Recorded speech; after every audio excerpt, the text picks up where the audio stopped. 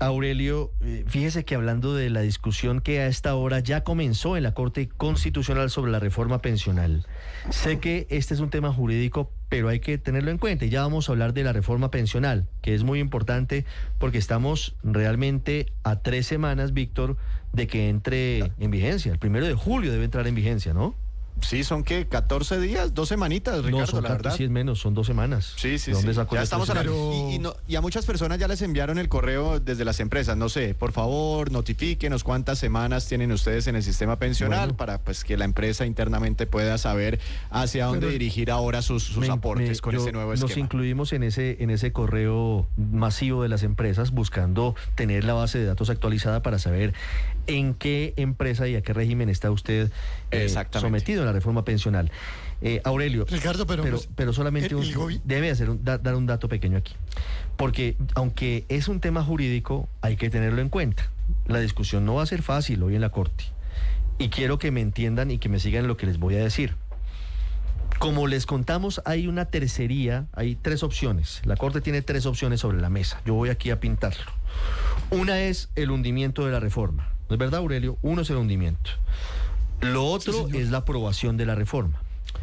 El tercer camino sería cuando hay vicios de trámite, que pareciera ser lo que ocurrió con lo que pasó en la plenaria de la Cámara de Representantes. Aparentemente no hubo suficiente discusión, aparentemente se acogió el texto del Senado sin mayor discusión, hubo líos con la publicación en el Diario Oficial y se votó y se aprobó. Ahí aparentemente está la almendra. De esos vicios de trámite hay 2 categorías y ahí también puede estar el detalle de la decisión de la Corte. Hay vicios de trámite subsanables y entonces se devuelve el proyecto al Congreso, que es, como le digo, una de las opciones, pero hay vicios, Aurelio, insubsanables, en cuyo caso no se puede devolver el proyecto. Y hay casos porque, por ejemplo, en opinión de algunos juristas, eludir el trámite del segundo debate es un vicio insubsanable, que es la teoría de quienes dicen, no, esto se tiene que hundir. Eso lo dice, por ejemplo, la Corte en un fallo que tumbó la ley de financiamiento de un presidente llamado Iván Duque Márquez. Así que solamente lo traigo, sí señor, exactamente, lo traigo a la discusión porque creo que no va a ser fácil hoy el debate en la Corte, no va a ser tan sencillo como lo que estamos planteando a bote pronto aquí en Blue Radio. Me decía Aurelio. Claro. Sí, claro, que fue la famosa ley de financiamiento del año 2018, así es, que después tuvo que reemplazarse por la ley de crecimiento del año 2019, aunque el gobierno de todas maneras logró cogerse un recaudo que nunca devolvió. Pero Ricardo, es que a mí me parece que aquí hay un asunto, llamémoslo, para utilizar un terminacho, de economía política en el fallo. No solamente el gobierno es un beneficiario o un doliente de que se apruebe la ley. Los fondos privados de pensiones son los grandes ganadores en esta reforma pensional. Primero, el Víctor estaba muy preocupado por los que se fueron de unos fondos para Colpensiones. No les pasa nada, pues, si se cae la ley, porque los fondos siguen teniendo el bono pensional de ellos. Acuérdese, Víctor, que esa es una de las normas de la reforma. O sea, si yo me tengo que pasar para Colpensiones, mi administradora privada de fondos se queda con mi plata. Ahí no pasa nada, simplemente borra la inscripción y se vuelve para donde estaba. Ahí no hay devoluciones de plata ni nada de eso.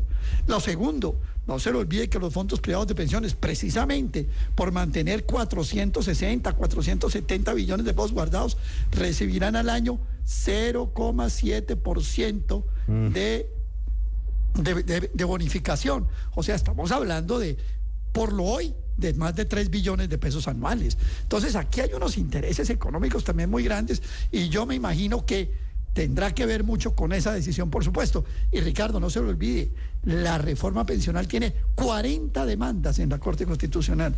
No son una ni dos, son 40 demandas las que se presentaron ante la Corte Constitucional por la reforma pensional. 9:29 minutos, Álvaro. El futuro de la reforma pensional se define muy seguramente este martes. Si hoy se decide la pensionaria laboral, pues será un día muy importante en la vida de Colombia, porque los temas como el pensionario y el laboral, quizás junto a los de salud y educación, son los que más afectan la vida de los ciudadanos. La política normalmente no le interesa a la gente porque no le llega tan directamente. Esto sí, Por eso las implicaciones sociales y políticas de estas decisiones que va a tomar la Corte y el Congreso son inmensas.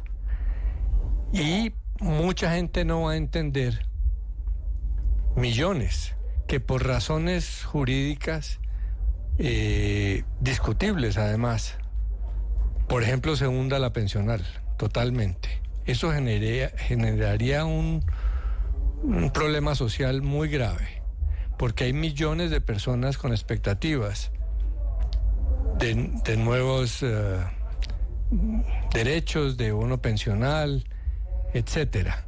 Y sí, a la gente se le puede explicar la democracia, pero la gente entiende que la democracia es para que funcionen para ella, y eso normalmente no sucede. Y si se hundieran la laboral y la pensional hoy, pues el establecimiento político e institucional estaría generando un hecho que le beneficiaría mucho políticamente a Gustavo Petro. Sí, pero por ejemplo, y que no la importa, laboral no se va a claro que hundir. importa. La Las laboral va a consecuencias pasar. políticas de esto sí importan. Yo no estoy diciendo que la Corte debe tomar una decisión exclusivamente política, pero pretender que no hay algo de política ahí y en el Congreso con la laboral, pues No, por supuesto, no pero es cierto. Por ejemplo, en el caso del Congreso, si decidieron revivir la reforma laboral, era para matar la consulta. Si se quedan en la mitad por unos hechos que son relativamente pequeños y le dan la posibilidad al gobierno de que se hunda esa Álvaro, pero reforma, usted pues habrán cometido... Usted escuchó a la senadora Angélica Lozano, dijo que doble, no quiere sí. conciliar es el gobierno. Ya Bueno, hay no acuerdo importa, en todo. yo no estoy en eso de echarle culpa a nadie, No, sino pero yo sí creo de que analizar... sí hay que individualizar responsabilidades porque... No, pero Claro. sí, usted puede hacerlo, pero yo estoy en algo distinto, haciendo notar el tamaño de lo que se va a decidir. Si dejan que se hunda la reforma laboral hoy, No se va a hundir. habrán pasa. cometido doble error. Primero hundirla y después, por detalles, dejarla hundir. Y si eso se junta a la reforma pensional, estarán generando un tsunami político. Claro. El sistema político colombiano debe dejar de despetrificarse y reflexionar lo que tiene entre manos. Esas dos decisiones son muy grandes. Pocas veces Pero fíjese, se afecta Álvaro, tanto la vida de los ciudadanos. Ojalá el sistema político acierte y el sistema institucional acierte, porque los ciudadanos no van a ser fácil, no van a entender fácil jugadas intermedias. Quieren que haya reformas porque les representan ventajas. Si eso se hunde o se queda a medio andar, no se quejen después de que la consulta popular coja mucha fuerza, y si se logra aprobar en el Congreso, que podría pasar porque hay unas mayorías distintas, porque hay unos senadores ausentes, esa consulta podría aprobarse y tener unos efectos políticos gigantescos. Ricardo, en eso está el por gobierno cuenta del de la presidente Petro. polarización. Ese es el camino que está buscando sacar adelante el gobierno del presidente Petro.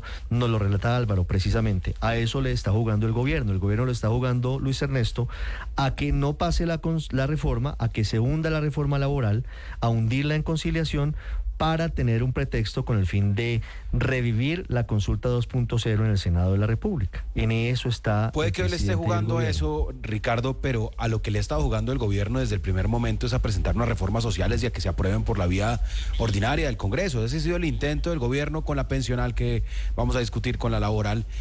Y al fracasar es que pues se ha tornado muy beligerante, y aquí ya lo hemos analizado. Pero déjeme, Ricardo, decirle algo sobre la pensional. Es que como hemos personalizado tanto el debate y se ha convertido en un tema de que defender una reforma que es buena como la pensional consiste entonces en defender a Petro, y hay quienes atacan la reforma aunque sea buena porque es de Petro, y están perdiendo de vista que esa es una reforma que no es ni socialista, ni comunista, ni siquiera petrista. Es una reforma recomendada por el Banco Mundial, es una reforma incluso que la OCDE le pedía al país y decía, mire, es increíble que Colombia, que es un país muy desigual, de hecho, el mismo banco reconoce que es el tercer país más desigual del mundo, tiene una política social, y la política social, antes que reducir la Luis desigualdad, Ernesto, pero la un dato, agrava, yo no veo mucha la gente profundiza. en contra de la reforma pensional. De hecho, en la Cámara se Pues, acogió el texto que ¿te se parece aprobó poco las en demandas que le Senado. metieron?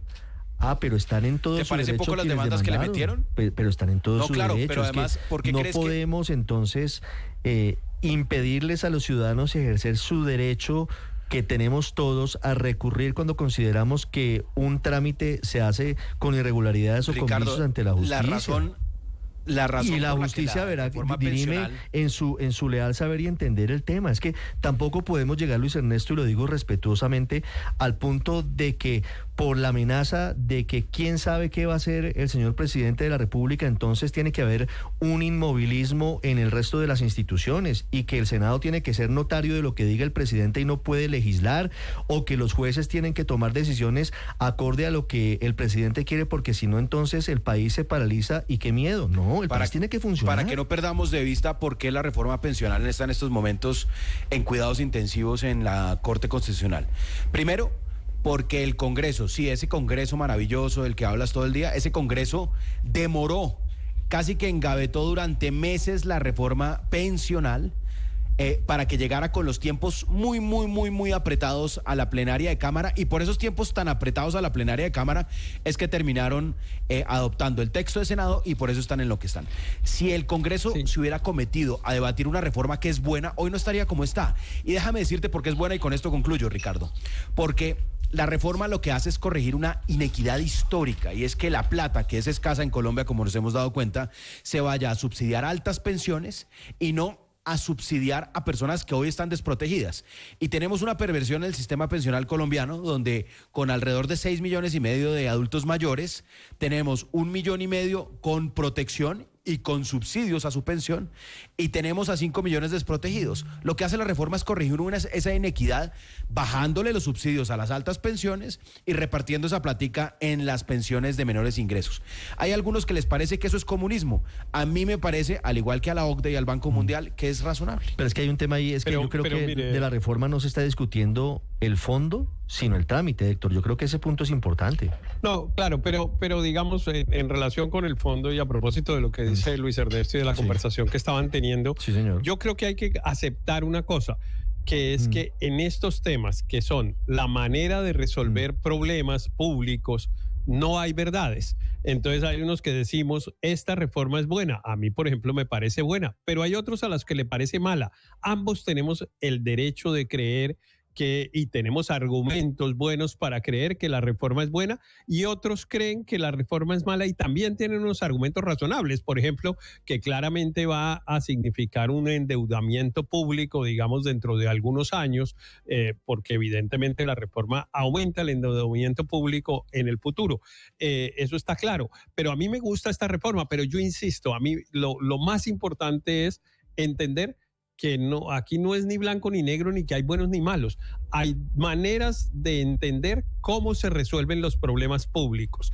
El gobierno tiene derecho a creer que hay unas maneras de resolver el problema público, y los opositores también, y cada uno tiene sus herramientas y las juegan como quieran, son legítimas. Es legítimo, por ejemplo, que el Congreso haya demorado la reforma pensional. Es legítimo que los opositores hayan querido no aprobársela al presidente y ponerla en la situación en la que está, porque es evidente que la reforma está en la situación en la que está por la oposición, no por el gobierno, porque la oposición enredó el trámite y lo llevó hasta un punto en el que tocó aprobarla, pues, perdóneme la expresión, pero a patadas, porque si no se hubiera aprobado de otra manera. Es cierto el temor que tenía el gobierno de que si se intentaba una conciliación, probablemente se hundiera, como probablemente le pase a la reforma laboral. Yo el temor que le tengo a la reforma laboral, yo imagino que hoy en el Congreso, en el Senado, se van a aprobar los artículos que hacen falta, pero no estoy tan seguro de que pasen en la conciliación con la Cámara.